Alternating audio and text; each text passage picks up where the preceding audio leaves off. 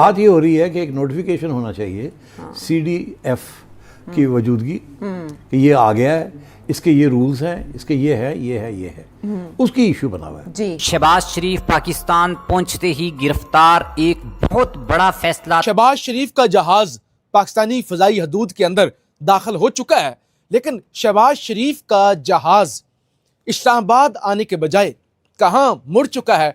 शहबाज शरीफ को गिरफ्तार कर लिया गया है।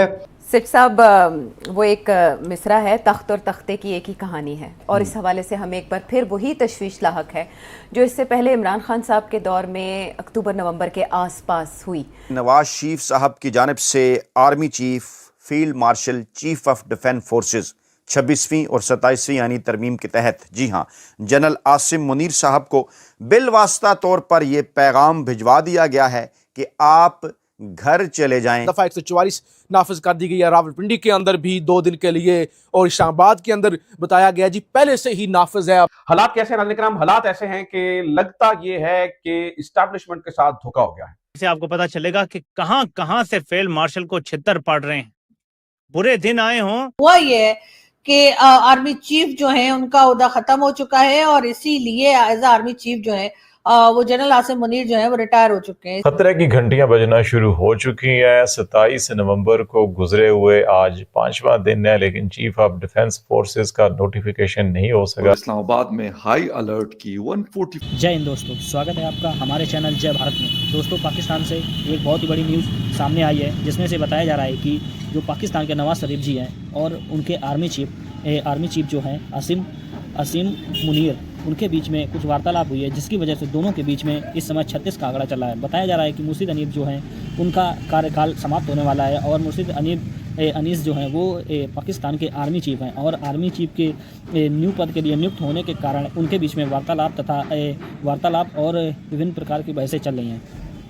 दोस्तों, पाकिस्तान की जो इकोनॉमी है तथा जो कार्यकाल है वो कहीं ना कहीं आर्मी चीफ या आर्मी के लोग ही हैंडल करते हैं। उसमें से बोला जाए तो सियासतदान का जो हाथ होता है वो बहुत ही कम होता है। इसी वजह से नवाज शरीफ और अरशद मुनीब के बीच में झगड़े का कारण बना हुआ है। पाकिस्तान में शीर्ष सैन्य नेतृत्व को लेकर गहरा संवैधानिक और संस्थागत संकट पैदा हो गया है। प्राइम मिनिस्टर शहबाज शरीफ जानबूझकर देश से बाहर रह रहे हैं ताकि फील्ड मार्शल आसिम मुनीर को पाकिस्तान के पहले चीफ ऑफ डिफेंस फोर्सेस के रूप में नियुक्त करने में अधिसूचना पर हस्ताक्षर करने से बचा जा सके। एक तरह से शहबाज शरीफ और आसिम मुनीर के बीच ठन गई है। शहबाज शरीफ के भाई नवाज शरीफ आसिम मुनीर को CDF नहीं बनाना चाहते। शहबाज शरीफ लंदन गए ताकि आगे की रणनीति बनाई जा सके। अधिसूचना जारी न होने के कारण पाकिस्तान में सैन्य नेतृत्व को लेकर असामान्य स्थिति पैदा हो गई। आसिम मुनीर का कार्यकाल पहले ही समाप्त हो गया है, तो पाकिस्तान के पास इस समय कोई आर्मी चीफ नहीं है। इतना ही नहीं, न्यूक्लियर कमांड अथॉरिटी जिसे नए स्ट्रेटेजिक फोर्सेस कमांड के तहत रखा जाना था वह भी अधर में है।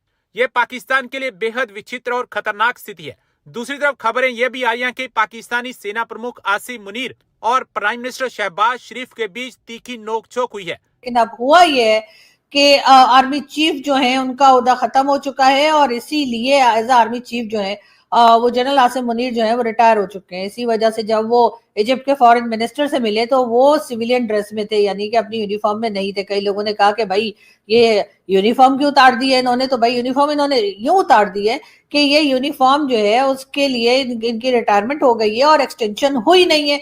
अब एक्सटेंशन इनकी हुई नहीं है, साथ ही साथ एक ओहदा और जो इनको दिया गया है यानी कि चीफ ऑफ डिफेंस फोर्सेस, उसके लिए जो नोटिफिकेशन जो है वो नहीं हुआ है। अब ये नोटिफिकेशन क्यों नहीं हुआ है, यकीनन ये भी एक बहुत बड़ा सवाल है जो कि लोग कर रहे हैं और कहा यह जा रहा है कि इस नोटिफिकेशन को डिले करने में अगर किसी का हाथ है या अगर किसी ने ये नोटिफिकेशन को डिले किया है तो वो है जी नवाज शरीफ साहब।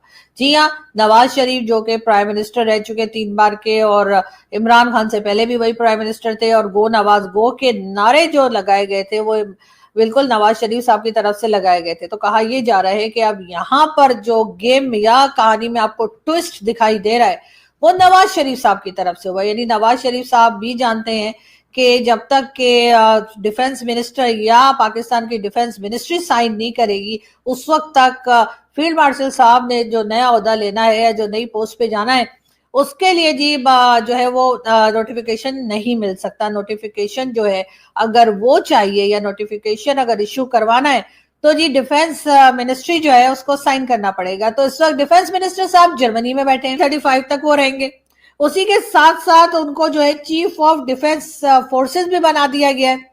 तो जी अब यानी कि ये वाला पोस्ट भी उनके पास है और जितने लोग उनके अंडर आ रहे हैं उसमें आर्मी, पाकिस्तान की एयरफोर्स, पाकिस्तान की नेवी, सबके वो हेड होंगे। अब जाहिर है कि नेवी और आर्मी, उसके अलावा एयरफोर्स की तरफ से भी कई जगह से सुनने में आया कि ऑब्जेक्शन आ रहा है और वो ये कह रहे हैं कि ऐसे कैसे आपने हम सबको उनके अंडर कर दिया है। साथ ही साथ उनकी अपनी जो यानी कह लीजिए जो फौज है उधर से भी कई तरफ से ऑब्जेक्शन आ रहा है और कहा यह जा रहा है कि भाई जिन लोगों की बारी है, यानी जिनकी आगे बारी है, जिनकी टर्न है, वो कहीं ना कहीं लोग इंतजार करते हैं कि जी हमारी कोई तरक्की होगी, हम कहीं से जिस पोस्ट पर हैं उस पोस्ट से हम आगे बढ़ेंगे, तो वो उस पोस्ट से आगे नहीं बढ़ पा रहे, यानी कि उनको बढ़ने नहीं दिया जा रहा। और अब जिस किसी की भी बारी है आर्मी चीफ बनने की, उसके बजाय जो है इस वक्त के फील्ड मार्शल जो है वही आर्मी चीफ भी दोबारा रहने के लिए एक्सटेंशन उनकी ये चीज भी मांगी जा रही है।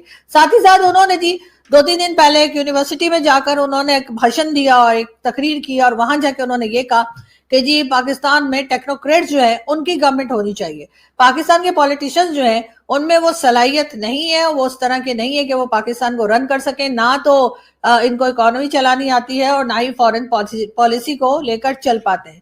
तो उनके ख्याल से टेक्नोक्रेट की गवर्नमेंट होनी चाहिए, यानी कि इस वक्त की जो गवर्नमेंट है उसको उन्होंने कह दिया कि प्राइम मिनिस्टर ऑफ पाकिस्तान जो है वो यूके में है और कहा यह जा रहा है कि शायद नवाज शरीफ भी इस वक्त मुल्क में नहीं है, ऐसा कुछ कहा सुना जा रहा है। शहबाज शरीफ साहब के लिए कहा जा रहा है कि जी वो बीमार है और इसलिए वो जो है वो यूके गए हैं अपना ट्रीटमेंट करवाने। अब कोई उनसे पूछे कि जी साला साल आपकी गवर्नमेंट रही, साला साल आपके भाई 3 बार प्राइम मिनिस्टर रहे और आप लोग हुकूमत करते रहे, एक हॉस्पिटल भी आपने ऐसा नहीं बनाया जहां पर आप अपना इलाज करवा सकें।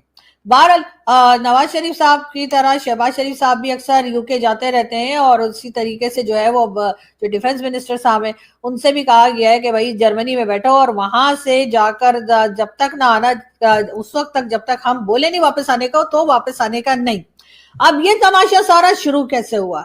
ये सारा तमाशा कहा यह जाता है कि ऐसे शुरू हुआ कि फील्ड मार्शल साहब जो हैं उनको जाहिर के एक पोस्ट और दे दी गई और सारी जिंदगी के लिए दे दी गई जो भी पोस्ट मिली, यानी कि अगर वो आर्मी चीफ भी दोबारा बन जाते हैं, एक्सटेंशन मिल जाती है तो 2030 तक के लिए तो वो आर्मी चीफ रहेंगे।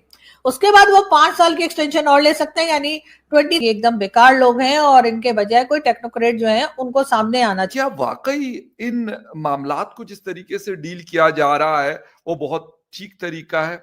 मेरे ख्याल में इस वक्त एक अजीब अफरा तफरी चल रही है। सिर्फ मामला इमरान खान साहब का नहीं है, मामला एक और भी है और वो है जी इस वक्त जो चीफ ऑफ डिफेंस स्टाफ पता नहीं बने कि बनेंगे, जनरल आसिम मुनीर, उनका मामला भी इस वक्त लटका हुआ है और उसके हवाले से भी बहुत सारी कयास आराइयां इस्लामाबाद, रावलपिंडी में चल रही हैं। इसके साथ साथ पाकिस्तान में बहुत सारी बातें हो रही है। गो के हमारे जो इंटीरियर मिनिस्टर हैं मिस्टर नकवी, बकौल उनके हर कोई झूठ बोल रहा है, उनके अलावा सबसे सच्चे तरीन इंसान है पाकिस्तान के, शायद दुनिया के, हमें नहीं पता। और काफी धमकियामेज प्रेस कॉन्फ्रेंस उन्होंने की है।